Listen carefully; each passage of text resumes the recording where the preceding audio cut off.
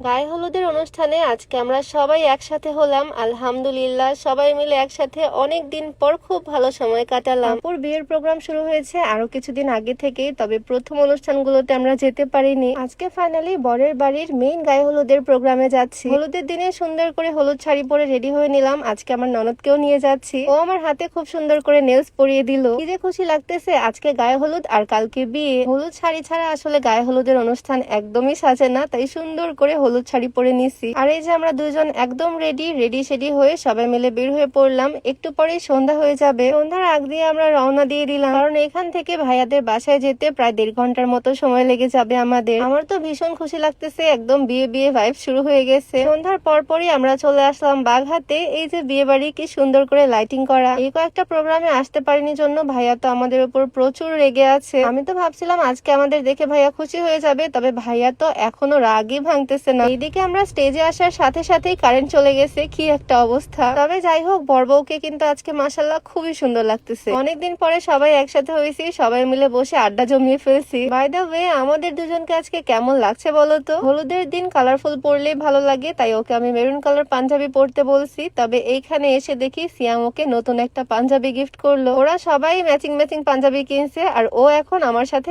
একদম ম্যাচিং হয়ে গেছে। এই যে আমরা তিনজনে আজকে একদম ম্যাচিং ম্যাচিং। এখানে এসে আমার ছোট্ট ছোট্ট ফ্যান্সদের সাথেও দেখা হয়েছে, সবই আব্বুর রিলেটিভস, আর একদম ছোট্ট ছোট্ট মিনি ফ্যান্স এগুলো আমার। সবার সাথে দেখা করে ছবি তুলে চলে আসলাম ফুচকা কর্নারে। গায়ে হলুদে ফুচকার আয়োজন থাকলে তো বেশ ভালোই হয়, তাই না? মজার মজার আনলিমিটেড ফুচকা আর সাথে মজার ঝালমুড়ি। ফুচকাটা দেখেই এত বেশি লোভনীয় লাগতেছে, আমি তো আর লোভ সামলাতে পারতেছি না, চিপায় গিয়ে ফুচকা খাচ্ছি, এমন একটা অবস্থা আমার এখানে। রাত বাজতেছে 10টা, বাট এখন পর্যন্ত মেইন প্রোগ্রাম শুরু হয়নি। আমরা নিজেদের মতো এনজয় করতেছি। ওই যে বললাম আজকে অনেক দিন পরে সবার সাথে দেখা হচ্ছে, খুব ভালো লাগতেছে সবার সাথে দেখা হয়ে। এই কয়েকদিন সবাই প্রচুর পরিমাণে কমেন্ট করছো স্মৃতি আপুর বিয়েতে কেন আসতেছি না। এই যে ফাইনালি চলে আসলাম, আল্লাহ বাঁচিয়ে রাখলে ইনশাল্লাহ কালকে বিয়ের প্রোগ্রামেও আসবো, আর পরশুদিন হবে রিসেপশন। কথা বলতে বলতে দেখো এদিকে অলরেডি হলুদের এন্ট্রি শুরু হয়ে গেল। ভিডিওর মাঝে একটু দেখিয়ে দিই এই স্লিমিং টিটা, যেটা আমার ম্যাক্সিমাম ভিডিওতেই তোমরা দেখো। তোমরা যারা ডায়েট বা এক্সারসাইজ ছাড়াই ওজন কমাতে চাও, তোমরা চাইলে ওজন কমানোর এই চাটা ট্রাই করে দেখতে পারো। ওজন কমানোর এই চা তোমরা beauty by Lim Facebook page থেকে পেয়ে যাবা। স্লিমিং টির পেজটা আমি ক্যাপশনে মেনশন করে দিব, হোয়াটসঅ্যাপ নাম্বার স্ক্রিনে দেওয়া থাকবে। যাই হোক, ফাইনালি চলে আসলাম বরবউকে ক্ষীর খাওয়াতে। প্রথমে তো ভাইয়া রেগেই ছিল, বাট এখন তার রাগ চলে গেছে। মাপি ভাইয়া অঙ্কনকে একটু বেশি ভালোবাসে। বিদেশ থেকে আসার সময় ওর জন্য গিফট নিয়ে আসছে, আমাদের জন্য চকলেট নিয়ে আসছে। তবে আমরা তো দেখাই করতে পারিনি, ইভেন বিয়ের শুরুর প্রোগ্রাম গুলোতে অ্যাটেন্ড করতে পারিনি, এমন একটা অবস্থা। সেই জন্য একটু রাগই ছিল ভাইয়া। তবে আলহামদুলিল্লাহ এখন তো সবাই খুশি। যাই হোক, আজকে হলুদের প্রোগ্রাম হচ্ছে আর ডান্স হবে না, তা কি হয়? রাত পর্যন্ত নাচা গানা প্রোগ্রাম শেষ করে চলে আসলাম রুমে। এইটা মেনলি স্মৃতি আপুর ননদের রুম, আর এই কিউট বিড়ালটা ওরই। রাত বাজতেছে 3টা, এখন আমরা এখানে খাওয়া দাওয়া করবো, আর তারপর গাড়ি নিয়ে রওনা দিব বাড়ির উদ্দেশ্যে। অনেকদিন পর আজকে খুব ভালো একটা সময় কাটালাম, তোমাদের সাথেও ছোট্ট করে শেয়ার করলাম। কেমন লাগলো অবশ্যই কমেন্টে জানিও। দেখা হয়ে যাবে তোমাদের সাথে নেক্সট ভিডিওতে। সবাইকে আল্লাহ হাফেজ, আসসালামু আলাইকুম।